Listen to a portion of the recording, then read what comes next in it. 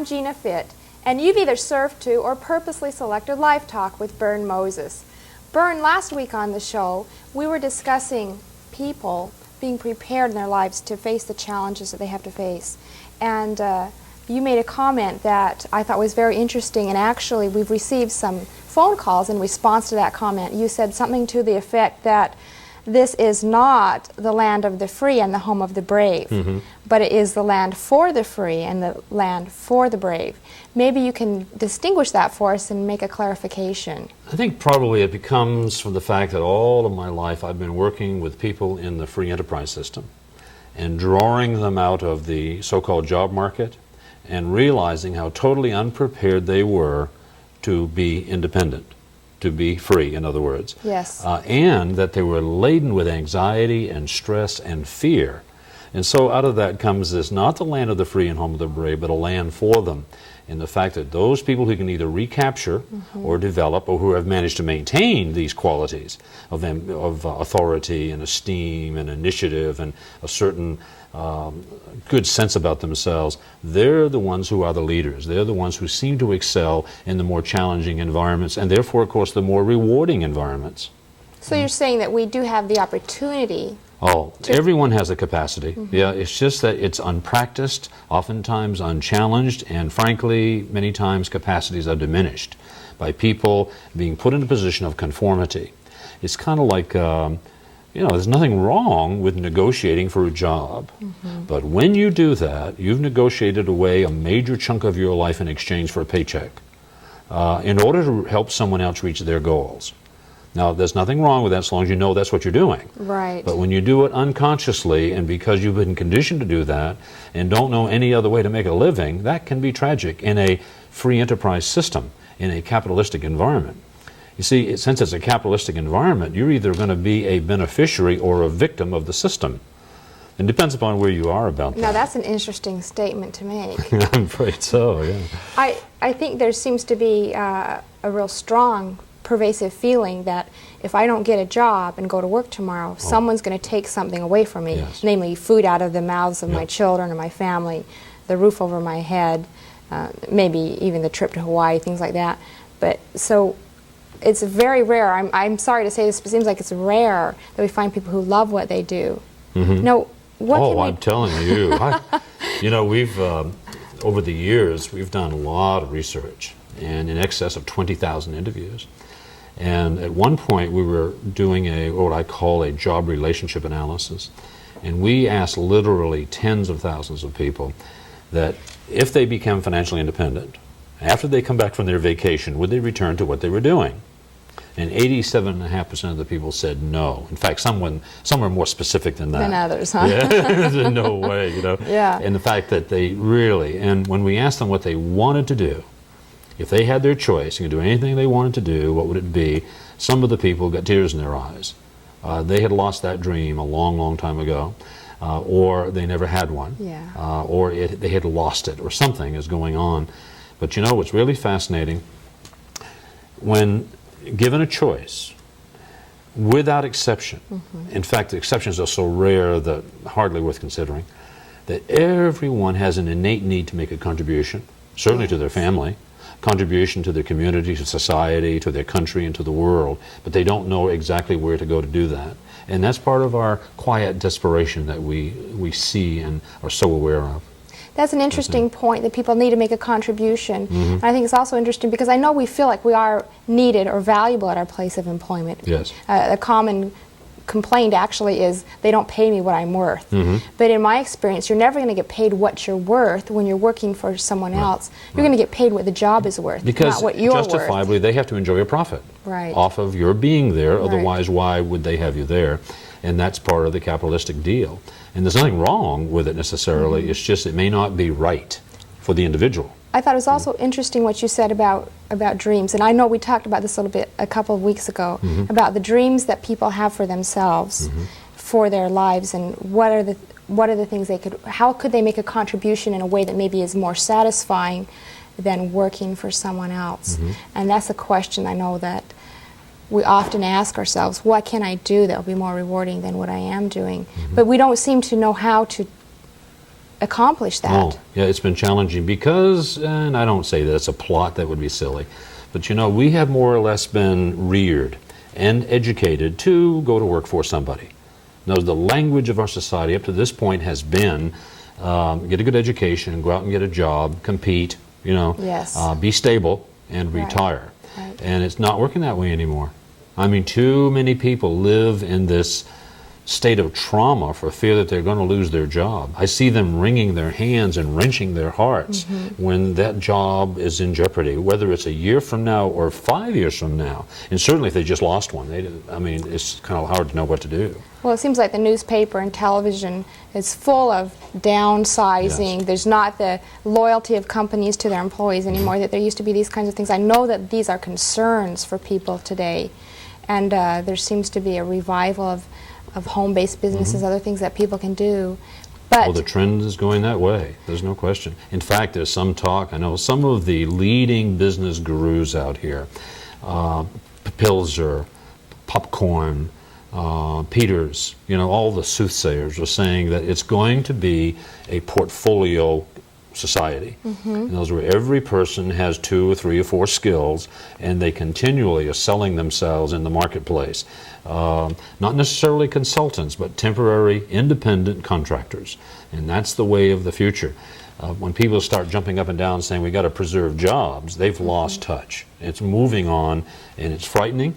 And yet at the same time, it opens up all kinds of opportunities. So with every good, there's a bad. With every bad, there's a good. And it's a matter of finding our way through all of that and learning how to thrive in those circumstances. I think you mentioned 2 very important words in that last statement. Number one, fear. I think people are very fear-motivated, and it's a part of what we're trying to accomplish in this Yes. series is to help people overcome or confront the fears that they're facing and find a way to deal with them and move on so they can be more powerful and effective in their lives.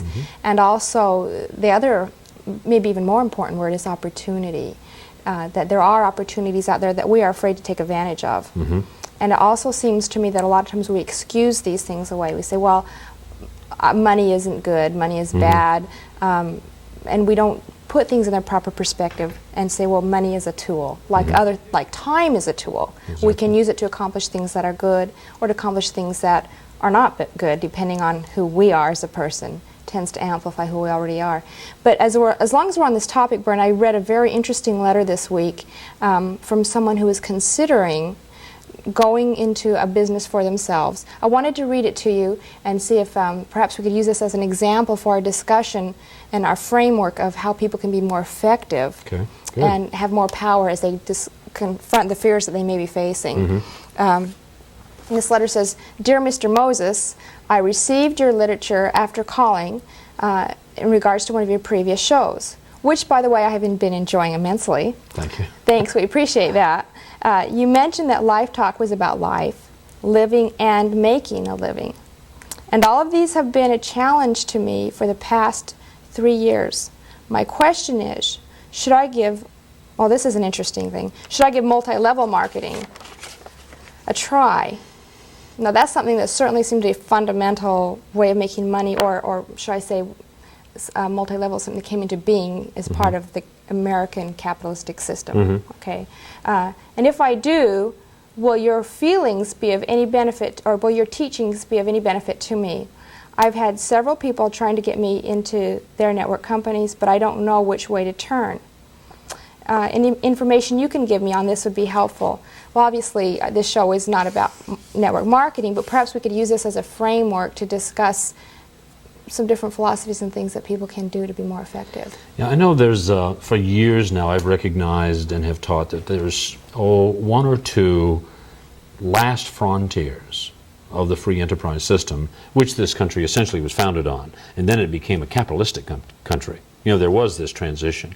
See, in the very, very beginning, everyone worked for themselves, and they bartered their goods and services in such a way as to maintain a living for themselves and their family. So everyone essentially was what you might call an entrepreneur, or in business for themselves. For themselves, yes.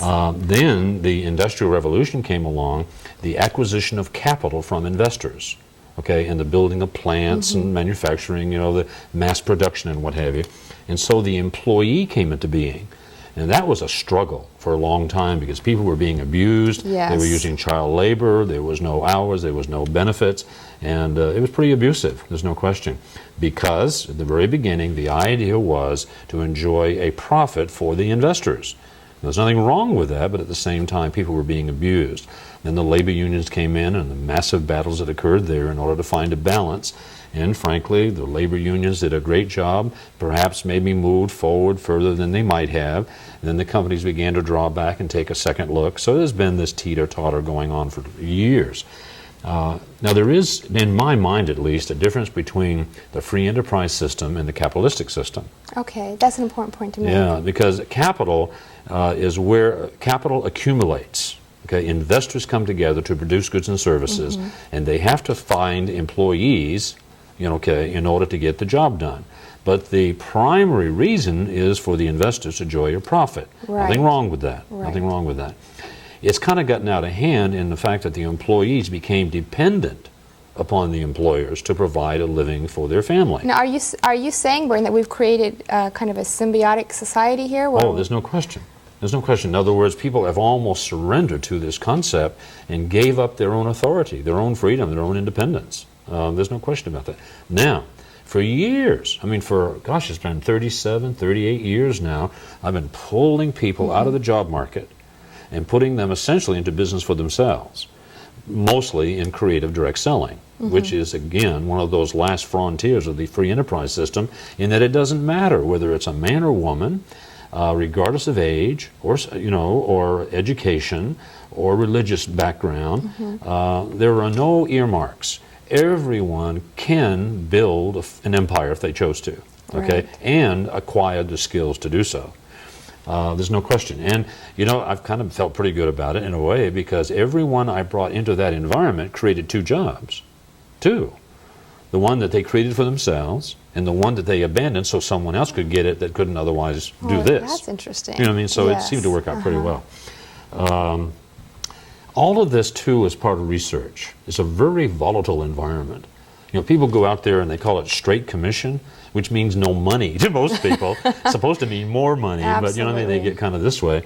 And so it's a very volatile environment and a great laboratory, or I call it liferatory, to understand human behavior and to see what was going on. Yes. And out of that, of course, I've seen people falter and fail very quickly because they weren't equipped. I've seen others muster their courage and stick to it and blossom. Incredible.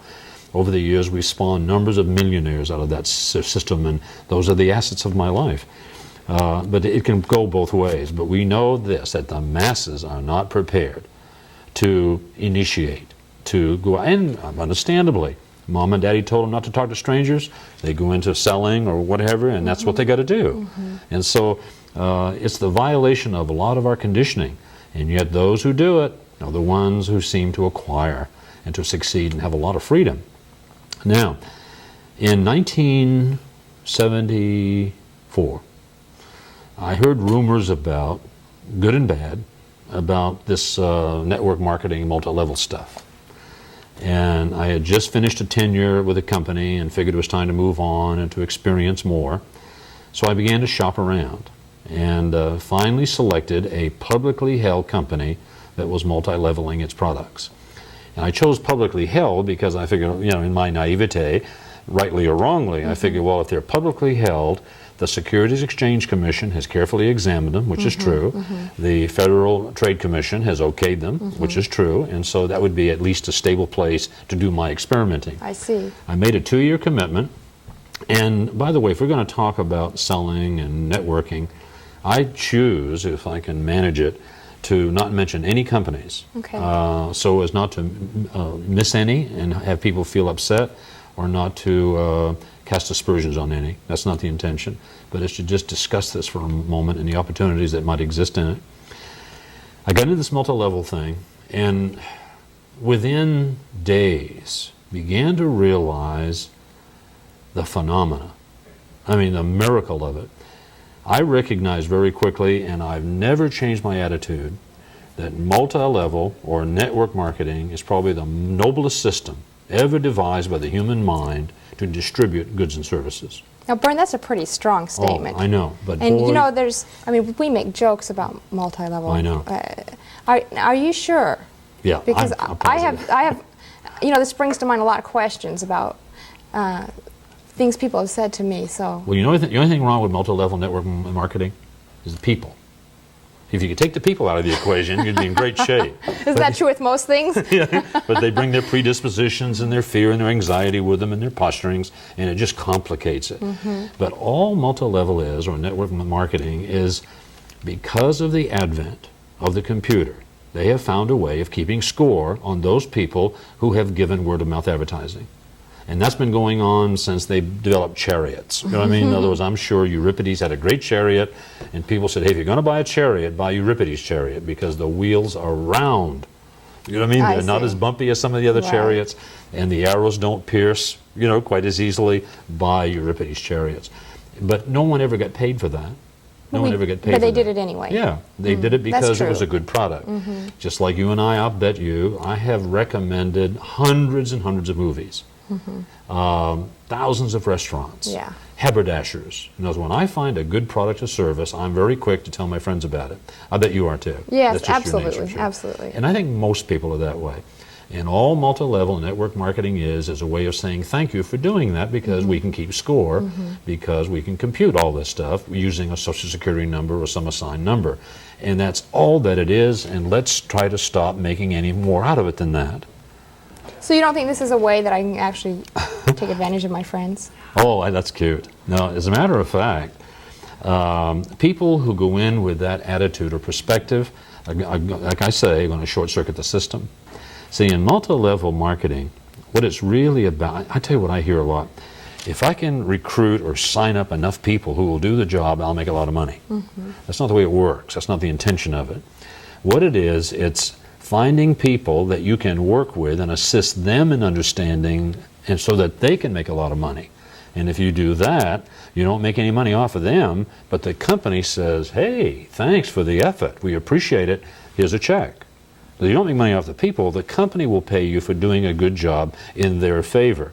When I say their favor, I'm talking about the company and the people. See what I'm saying?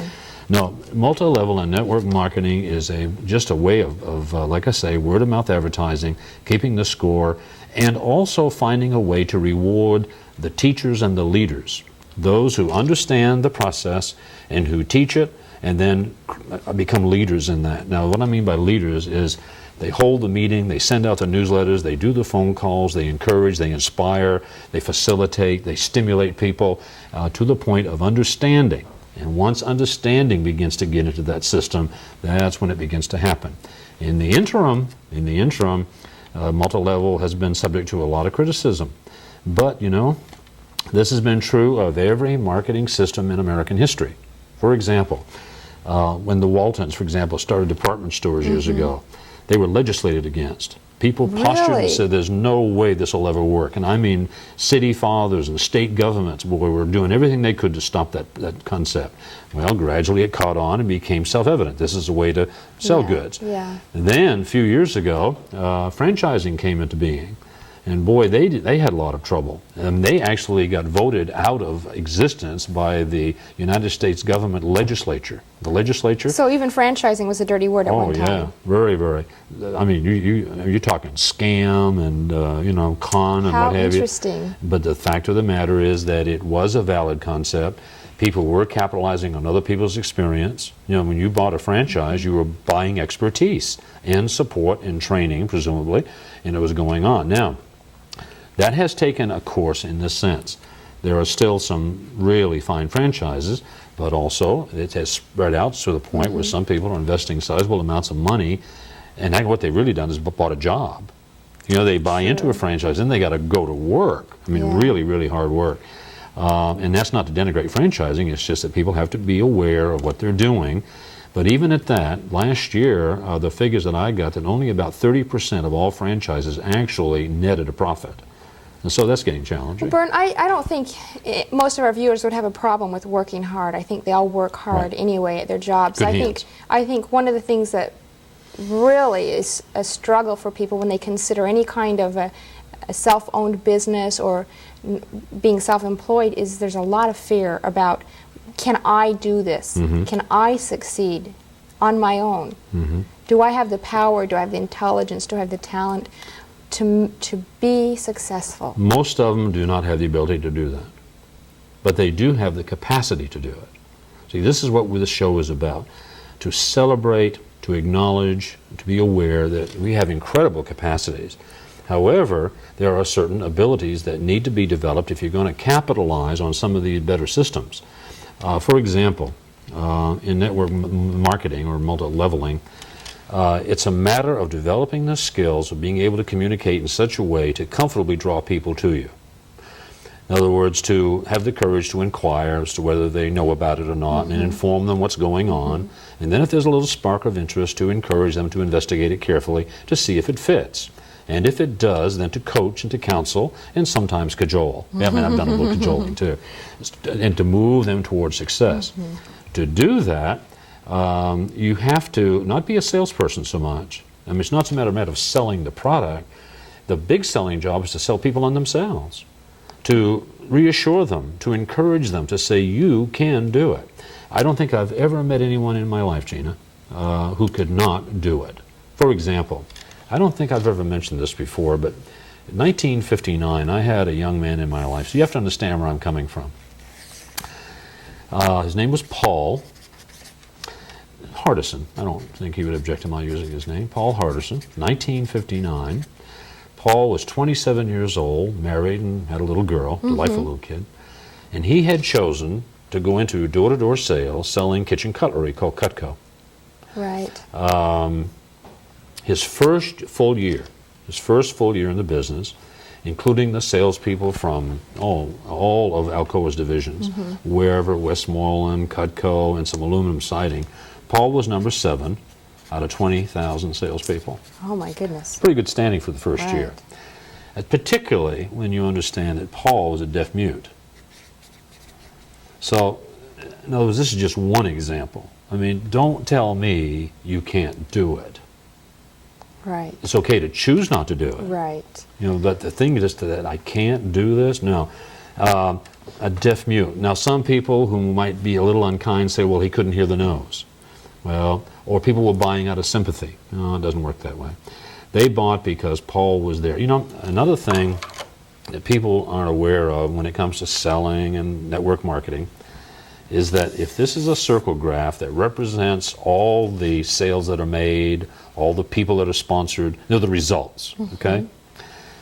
You have to understand, this is years of observation, concludes this, that approximately 30% of all those results come from people just being there.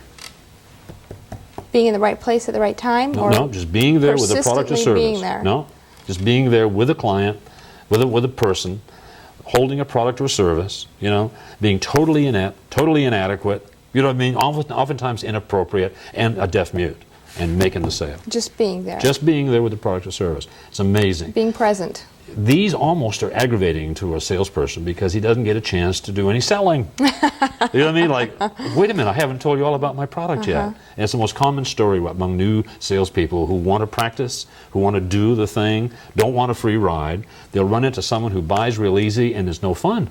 You know what I mean? There's no challenge to it. Right. Another 55% of all the sales that will be made or all the people that will be sponsored, 55% are because someone cares. Okay? In other words, the individual with the product or service cares about the person he's talking to, cares about himself, cares about his family, cares to be authentic. It's kind of like an adoption process that takes place. In other words, if I encounter someone and I adopt them, I'm not going to say or do anything that's going to hurt them. I'm not going to sell them a product they can't use or benefit from. Okay, knows I'm there to serve them, and they sense that somehow. And then they try to do business with me if they can logically.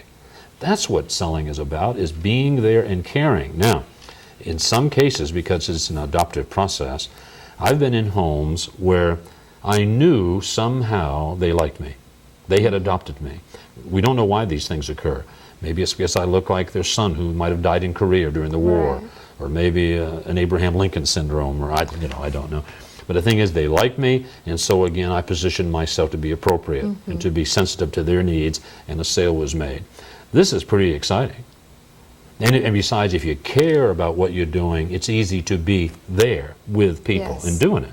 This is what is successful. This is what we haven't been trained for. Fear gets in the way of adopting people. Absolutely. Fear gets in the way of what we tend to call rejection, so we don't get there. But actually, all it is getting familiar enough with your product and believing with your heart and soul that this is a worthwhile product or service. If you can find one that makes your heart sing, so much the better. You know what I mean? You're proud of what you're doing, and people can say no, and it's okay. You can go on to the next one. That's what selling is about. It's not about this part, being aware. See, only about 15% of all the sales that are made because someone's aware. Aware of what? Technique, style, methodology, the clothes, and this type of thing. I'm getting some kind of a signal here, I think. My gosh, you realize our time is almost up. Oh dear. I had a couple of questions I wanted to ask you, Bern. Perhaps we can continue this in the next program. I'd like to do that because there's so much to say about this. There's so much opportunity out here. You know, there's more millionaires being spawned by the multi-level industry than any place else on the planet. Too few, granted, but there's a reason for it. But in the interim, I want to thank people for sitting there and listening to us and watching us. And I want to sign off by saying that my name is Bern, and it's... Moses. Thank you, Gina. Thank you, Bern. And we're going to continue this next time we I get together. appreciate that. Great. By the way, we want to mention, too, that our number is 1-800-661-3490. People have a question or comment. Give them their address if we'll give them our address if they call, and then they can write to us like this gentleman or lady did. We'd love to hear from you, too. Yes. Please feel free to call in. Oh, and by the way, if you call in, we'll send you a cassette tape of the show. Great. That's a And good we idea. can celebrate that together. Thank you, Gina.